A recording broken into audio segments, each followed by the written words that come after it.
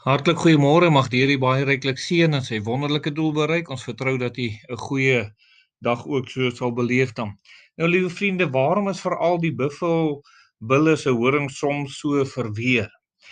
Vliee wat dikwels nie teenwoordigheid van die buffels gesien word, lê hulle eiers in die krakies van die horings. Larwes wat uit die eiers broei, boor tot in die keratin van die horings en veroorsaak so groot skade. Buffels skuur dikwels hulle horings teen bome en bosse, vermoedelik om te voorkom dat eiers daarin gelê word en uitbroei. En dan, liewe vriende, is dit sekerlik nogal vir ons 'n mooi les om te sien hoe die buffels daarom iets doen om die kwaad wat na hulle kant toe kom uit te wis of te verhoed dat dit deel van hulle lewe word. Mag ons ook so die kwaad uit ons lewe uit verwyder. Nou liewe vriende, ons gaan voort om te sien die wonderwerke van dit wat daar vir ons beskryf word, en dan is dit die wonderwerk van die werk wat God in 'n mens se lewe kom doen. Is dit nie wonderlik dat die Here hierdie kosbare werk vir ons kom doen? Hoor wat sê Titus 2 vers 14, wat homself vir ons gegee het om ons te verlos van alle ongeregtigheid en vir homself 'n volk as sy eiendom te reinig, ywerig in goeie werke.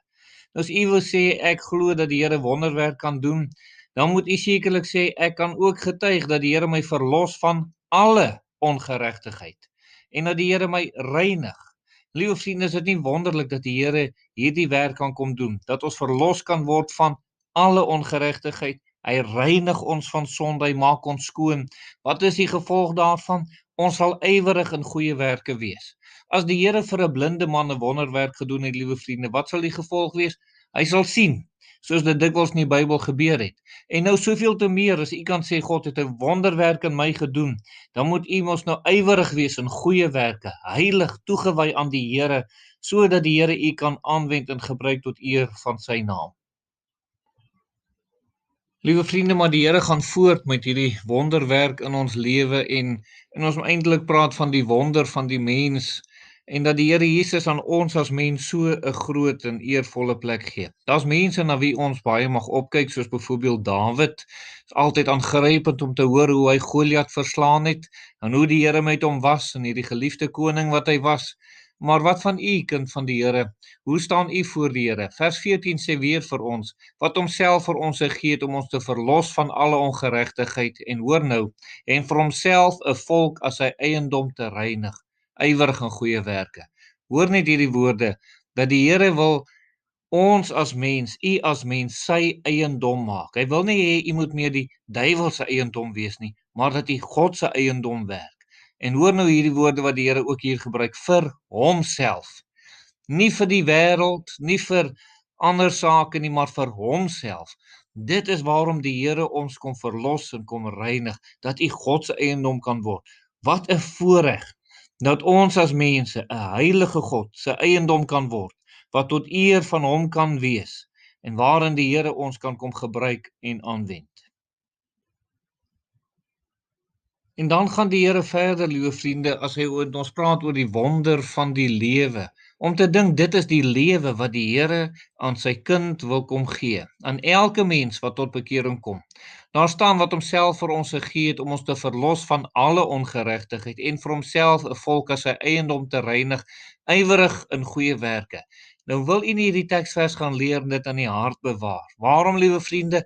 Want dit is wat u lewe moet word. Dis wat u lewe sal wees. Dit is 'n lewe wat sal kan weerstaan. Ons sal sonde en die duiwel kan weerstaan. Dis 'n nugter lewe, 'n lewe wat tot eer van die naam van die Here sal lewe. Dis 'n verloste lewe.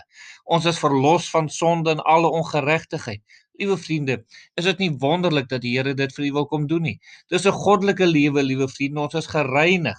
Dis 'n aktiewe lewe. Ons is ywerig in die werk van die Here. Dis die lewe wat die Here vir u wil kom gee.